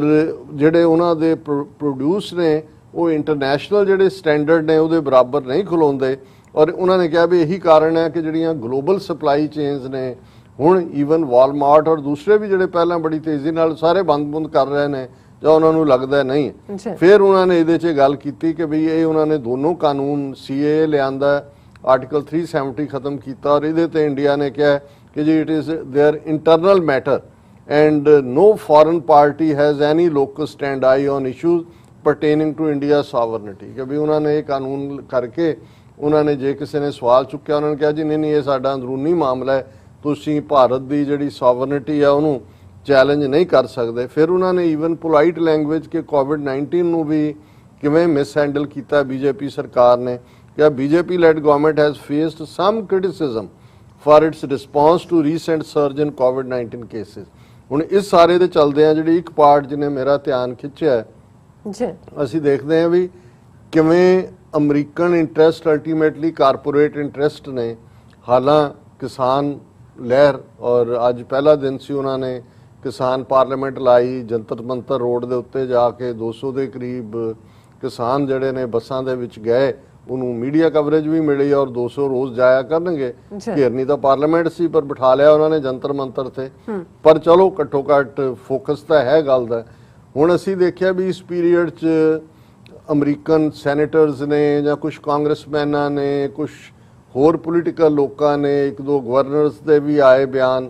ਕਿ ਜੀ, ਪਰ ਉਦੋਂ ਵੀ ਜਦੋਂ ਇਹ ਹੋ ਰਿਹਾ ਸੀ ਕਿ ਜੀ ਦੇਖੋ ਅਮਰੀਕਾ, ਮੈਂ ਕਿਹਾ ਜੀ ਕਦੇ ਵੀ ਅਮਰੀਕਾ ਜਿਹੜਾ ਕਾਰਪੋਰੇਟ ਮਾਡਲ ਹੈ, ਅੰਬਾਨੀ ਅਡਾਨੀ ਪਤੰਜਲੀ ਕਾਰਪੋਰੇਟ ਮਾਡਲ ਹੈ, ਇਹ ਇਹਨਾਂ ਦਾ ਹੀ ਮਾਡਲ ਹੈ ਜਿਹੜਾ ਫੋਲੋ ਕਰ ਰਹੇ ਨੇ। ਔਰ ਇਹ ਕਦੇ ਵੀ, ਮੈਂ ਕਿਹਾ ਤੁਸੀਂ ਉਹਨਾਂ ਸਾਰਿਆਂ ਦੀਆਂ ਸਟੇਟਮੈਂਟਸ ਦੇਖੋ ਕਿਸੇ ਨੇ ਇਹ ਨਹੀਂ ਕਿਹਾ ਹੈ ਵੀ ਖੇਤੀ ਕਾਨੂੰਨ ਵਾਪਸ ਹੋਣੇ ਚਾਹੀਦੇ ਨੇ ਜਾਂ ਇਹ ਜਿਹੜੇ ਹੈ ਉਹ ਇਕੁਆਲਿਟੀ ਬੇਸਡ ਨਹੀਂ ਹੈਗੇ ਜਾਂ ਐਗਰੀਕਲਚਰ ਸੈਕਟਰ ਨੂੰ ਯੂਸਰਪ ਕਰ ਰਹੇ। ਮੈਂ ਕਿਹਾ ਇਹ ਤਾਂ ਮਾਡਲ ਹੀ ਇਹਨਾਂ ਦਾ ਹੈ। ਔਰ ਨਤੀਜੇ ਦੇ ਤੌਰ ਤੇ ਜਿੰਨੇ ਤੁਸੀਂ ਬਿਆਨ ਦੇਖੋਗੇ ਉਹਨਾਂ ਨੇ ਜੋ ਹਰਿਆਣੇ ਦੇ ਵਿੱਚ ਕਿਸਾਨਾਂ ਨਾਲ ਹੋਇਆ, ਲਾਠੀ ਚਾਰਜ ਹੋਇਆ, ਵਾਟਰ ਕੈਨਨਸ ਯੂਜ਼ ਕੀਤੀਆਂ ਗਈਆਂ, ਰੁਕਾਵਟਾਂ ਕਿੱਲਾਂ ਲਾਈਆਂ, ਉਹਨੂੰ ਕ੍ਰਿਟਿਸਾਈਜ਼ ਕੀਤਾ ਕਿ ਵੀ ਡੈਮੋਕ੍ਰੇਸੀ 'ਚ ਪੀਸਫੁਲ ਰਾਈਟ ਹੈ ਜਿਹੜਾ ਇਕੱਠੇ ਹੋਣ ਦਾ, ਲੇਕਿਨ ਔਰ ਇਹਦੇ 'ਚੋਂ ਰਿਪੋਰਟ ਤੋਂ ਜ਼ਾਹਰ ਹੈ ਰਾਦਰ ਇਹ ਜਿਹੜੀ ਐਗਰੀਕਲਚਰ ਇਹਨੂੰ ਰਿਫਾਰਮ ਕਹਿ ਕੇ ਇਹਦੀ ਤਾਰੀਫ ਕੀਤੀ ਹੈ ਇਸ ਰਿਪੋਰਟ ਦੇ ਵਿੱਚ, noting that Indian government continued to actively court foreign investment ਕਿ ਵੀ ਇੰਡੀਅਨ ਗਵਰਨਮੈਂਟ ਫੋਰਨ ਇਨਵੈਸਟਮੈਂਟ ਲੈਣ ਦੇ ਲਈ ਯਤਨਸ਼ੀਲ ਹੈ। Report said that in the wake of COVID-19 India enacted ambitious structural economic reforms including new labor codes and landmark agriculture sector reforms that should help attract private and foreign direct investment। ਇਹਦਾ ਮਤਲਬ ਹੈ ਕਿ ਉਹਨਾਂ ਨੇ ਹੁਣ ਇਸ period 'ਚ ਹੀ Covid 'ਚ ਉਹਨਾਂ ਨੇ ਐਗਰੀਕਲਚਰ ਲਾਅ ਬਣਾਏ, ਨਾਲ ਦੀ ਨਾਲ ਜਿਹੜਾ ਲੇਬਰ ਕੋਡ ਔਰ ਨਿਊ ਪਾਲਿਸੀ ਲੇਬਰ ਦੀ, ਤਾਂ ਉਹਨਾਂ ਨੂੰ ਹੜਤਾਲ ਦਾ ਹੱਕ ਨਹੀਂ ਹੈ, ਉਹਦੀ ਬੜੀ ਤਾਰੀਫ ਕਰ ਰਹੇ ਨੇ ਜੀ। ਇਹ ਜਿਹੜਾ ਉਹਨਾਂ ਨੇ ਨਿਊ ਲੇਬਰ ਕੋਡ ਬਣਾਏ ਨੇ ਔਰ ਲੈਂਡਮਾਰਕ ਐਗਰੀਕਲਚਰ ਸੈਕਟਰ ਰਿਫਾਰਮ, ਇਹ ਲੈਂਡਮਾਰਕ ਕਿਹਾ ਇਹਨੂੰ ਕਿ ਬਹੁਤ ਵੱਡਾ ਕੰਮ ਕਰ ਦਿੱਤਾ ਹੈ। ਔਰ ਉਹਨਾਂ ਨੇ ਕਿਹਾ ਜੀ ਇਹਦੇ ਨਾਲ ਪ੍ਰਾਈਵੇਟ ਔਰ ਫੋਰਨ ਜਿਹੜੀ ਹੈ ਡਾਇਰੈਕਟ ਇਨਵੈਸਟਮੈਂਟ ਆਏਗੀ। ਸੋ ਇਹ ਕੁਝ ਚੀਜ਼ਾਂ ਸਾਨੂੰ ਲਾਗਿਓਂ ਸਮਝਣ ਦੀ ਲੋੜ ਹੁੰਦੀ ਹੈ। ਬਹੁਤ ਵਾਰੀ ਅਸੀਂ ਜੋ ਇੱਕ ਅੱਧਾ ਕਿਸੇ ਦੀ ਦੇਖ ਕੇ ਸਟੇਟਮੈਂਟ ਉਛਲਣ ਲੱਗ ਜਾਂਦੇ ਨੇ ਜੀ ਇਹ ਕਹਿਤਾ ਉਹ ਕਹਿਤਾ। ਹੁਣ ਇਸ ਰਿਪੋਰਟ ਤੋਂ ਇੱਕ ਦਿਨ ਪਹਿਲਾਂ ਜਿਹੜੀ ਕਾਂਗਰੈਸ਼ਨਲ ਇੱਕ ਇਹਨਾਂ ਦੀ ਇਹ ਰਿਸਰਚ ਸਕਾਲਰ ਤਿਆਰ ਕਰਦੇ ਨੇ, ਆਫੀਸ਼ੀਅਲ ਤਾਂ ਨਹੀਂ ਹੁੰਦੀ ਰਿਪੋਰਟ ਪਰ ਇਹਨੂੰ ਇੰਡੀਪੈਂਡੈਂਟ ਕਾਂਗਰੈਸ਼ਨਲ ਰਿਸਰਚ ਸਰਵਿਸ ਕਹਿੰਦੇ ਨੇ। ਉਸ ਰਿਪੋਰਟ ਤੋਂ ਇਹ ਜ਼ਾਹਰ ਹੋ ਗਿਆ ਸੀ ਕਿ ਬਾਈਡਨ ਐਡਮਿਨਿਸਟ੍ਰੇਸ਼ਨ ਜਿਹੜਾ ਉੱਪਰਲੇ ਪਾਸੇ ਦੇਖੇਗਾ ਮੁੱਦਾ ਹਿਊਮਨ ਰਾਈਟਸ ਦਾ ਹੋਏ, ਕਸ਼ਮੀਰ ਦਾ ਹੋਏ, ਕਿਸਾਨਾਂ ਦੇ ਮੁੱਦੇ ਤੇ ਤਾਂ ਉਹਨਾਂ ਨੇ ਤਾਰੀਫ ਕੀਤੀ ਹੈ। ਇੱਕ ਪਾਸੇ ਕਟਹਿਰੇ 'ਚ ਖੜਾ ਕੀਤਾ ਹੈ ਕਿ ਜੀ ਫਸਟ 100 ਡੇਜ਼ 'ਚ ਮੋਦੀ ਨੇ ਇਹ ਕੰਟਰੋਵਰਸ਼ੀਅਲ CAA ਔਰ ਆਰਟੀਕਲ 370 ਖਤਮ ਕਰਨ ਵਾਲੇ ਕਾਨੂੰਨ ਕੀਤੇ, ਪਰ ਨਾਲ ਦੀ ਨਾਲ ਉਹਨਾਂ ਨੇ ਕਿਹਾ ਜੀ ਲੇਬਰ ਕੋਡ ਔਰ ਦੂਸਰਾ ਇਹ ਬੜਾ ਲੈਂਡਮਾਰਕ ਐਗਰੀਕਲਚਰ ਰਿਫਾਰਮ। ਹੁਣ ਇਹ ਜਿਹੜੀ ਰਿਪੋਰਟ ਸੀ ਜਿਸ ਨੂੰ ਇੰਡੀਪੈਂਡੈਂਟ ਕਾਂਗਰੈਸ਼ਨਲ ਰਿਸਰਚ ਸਰਵਿਸ ਨੇ ਤਿਆਰ ਕੀਤਾ, ਉਹਦੇ 'ਚ ਸੀ ਕਿ Biden administration expected to continue expansion of bilateral partnership with India due to China factor। और उन्होंने कहा कि भी ये वही पॉलिसी रहेगी क्योंकि चाइना फैक्टर विचाले है। और many speculate that administration would pay more attention to India's domestic developments including on human rights, but considered broad policies unlikely to challenge due to perceived overarching need to counterbalance China, said the latest report on India-US relationship released by independent congressional researchers। उन्होंने कहा जी हालां ये स्पैकुलेशन है कि human rights के मुद्दे के उत्ते जां डोमैसटिक जो इंडिया का चल रहा है उहदे ते अमरीका जिहड़ा है वो प्रैशर बनाए, पर एग्जिस्टिंग चाइना फैक्टर दे चलदियां इवें ही रहेगा। उन्होंने कहा कि भी ये बायलैटरल पार्टनरशिप जिहड़ी इंडिया दे नाल है, ਚਾਈਨਾ ਦਾ ਗਰੋਇੰਗ ਇਕਨੋਮਿਕ ਔਰ ਮਿਲਟਰੀ ਪਾਵਰ ਉਹਦੇ ਚੱਲਦੇ ਆ ਉਹ ਜਿਹੜਾ ਇੰਡੀਆ ਨੂੰ ਕੋਈ ਹਾਰਮ ਨਹੀਂ ਹੋਣ ਦੇਣਗੇ। ਔਰ ਇਹ ਜਿਹੜਾ ਹਿਊਮਨ ਰਾਈਟ ਪ੍ਰੈਸ਼ਰ ਪ੍ਰੈਡਿਕਟੇਬਲ ਹੈ ਬਟ ਇਨਕਨਸੀਕੁਐਂਸ਼ੀਅਲ, ਇਹ ਲਫ਼ਜ਼ ਇਸੇ ਰਿਪੋਰਟ ਦੇ ਨੇ, ਮੈਂ ਬਹੁਤੇ ਅੱਗੇ ਨਹੀਂ ਜਾਵਾਂਗਾ। ਔਰ ਉਹਨਾਂ ਨੇ ਕਿਹਾ ਕਿ ਵੀ ਇਹ ਭਾਵੇਂ ਕਿਉਂਕਿ ਇੰਡੀਆ ਨੇ ਕੁਆਡ ਦੇ ਵਿੱਚ ਹੈਪੀਲੀ ਫਰੰਟ ਰੋਲ ਲਿਆ, many analyst lauded and expected US return to multilateralism especially given India's recently warmer sentiments towards Quad initiative, and were eager to see the extent to which administration would commit resources prioritizing Indo-Pacific region in its foreign policy, said the report ਜਿਹੜੀ ਹੈ authored by several South Asia experts led by Alan Condes। So ਕੁੱਲ ਮਿਲਾ ਕੇ ਜਿਹੜੀ ਇਸ ਦਾ ਲੁਬੇ ਲਬਾਬ ਹੈ ਜਿਹੜਾ ਸਾਨੂੰ ਸਮਝ ਆਉਣਾ ਚਾਹੀਦਾ ਹੈ ਕਿ ਇਹਨਾਂ ਤਿਲਾਂ 'ਚ ਤੇਲ ਨਹੀਂ ਹੈ ਜੇ ਅਸੀਂ ਐਕਸਪੈਕਟ ਕਰੀਏ ਕਿ ਜੋ ਉੱਥੇ ਹੋ ਰਿਹਾ। ਅਸੀਂ ਅਗਲੇ ਸੈਗਮੈਂਟ 'ਚ ਗੱਲ ਕਰਾਂਗੇ ਕਿ ਭਾਈ ਹੁਣ ਤਾਂ ਉਹਨਾਂ ਨੇ ਮੀਡੀਆ ਨੂੰ ਵੀ ਸਿੱਧਾ ਹੱਥ ਪਾ ਲਿਆ, ਦੈਨਿਕ ਭਾਸਕਰ ਵਰਗੇ ਅਖਬਾਰਾਂ ਨੂੰ, ਔਰ ਉਸ ਤੋਂ ਪਹਿਲਾਂ ਅਸੀਂ ਇਹ ਦੇਖਿਆ ਵੀ ਕਿਵੇਂ ਜਿਹੜਾ ਸਪਾਈਵੇਅਰ ਇਜ਼ਰਾਈਲ ਦਾ ਉਸ ਦੀ ਜ਼ਦ 'ਚ ਕਿੰਨੇ ਲੋਕ 300 ਤੋਂ ਜ਼ਿਆਦਾ ਤਾਂ ਇੰਡੀਆ ਦੇ ਵਿੱਚ ਜਿਹੜਾ ਜੁਡੀਸ਼ਰੀ, ਮੀਡੀਆ, ਧਾਰਮਿਕ ਲੋਕ ਔਰ ਈਵਨ ਹੁਣ ਇਹ ਵੀ ਆ ਰਿਹਾ ਵੀ ਜਿਹੜੇ ਈਵਨ ਇਹਨਾਂ ਦੇ ਵੀ ਆਪਣੇ ਅੰਬਾਨੀ ਅਡਾਨੀ ਉਹ ਵੀ ਨਾ ਅਟੈਕ ਕੀਤੇ ਹੋਏ ਨੇ ਉਹਨਾਂ ਦੇ ਉੱਤੇ ਵੀ। ਸੋ ਕੁੱਲ ਮਿਲਾ ਕੇ ਆਪਣੀ ਲੜਾਈ ਆਜ਼ਾਦੀ ਦੀ ਹੋਏ, ਆਪਣੇ ਹੱਕਾਂ ਦੀ ਹੋਏ, ਸਾਨੂੰ ਖੁਦ ਹੀ ਲੜਨੀ ਪਏਗੀ ਹਰ ਥਾਂ ਤੇ। ਇਨ ਦਾ ਐਂਡ ਲੋਕ ਲਾਸ਼ਾਂ ਗਿਣਦੇ ਰਹਿਣਗੇ, ਇਹ ਤਾਕਤਾਂ ਡਾਲਰ ਗਿਣਨਗੇ। ਬਿਲਕੁਲ ਡਾਕਟਰ ਸਾਹਿਬ, ਤੁਹਾਡਾ ਬਹੁਤ ਬਹੁਤ ਸ਼ੁਕਰੀਆ। ਸੋ ਇੱਥੇ ਲੈਣੇ ਬ੍ਰੇਕ। ਵਿਊਅਰਸ ਤੋਂ ਸਾਨੂੰ ਇਸੇ ਤਰ੍ਹਾਂ ਹੀ ਬਣੇ ਰਹਿਣਾ, ਮਿਲਦੇ ਹਾਂ ਛੋਟੇ ਜਿਹੇ ਵਕਫੇ ਤੋਂ ਬਾਅਦ।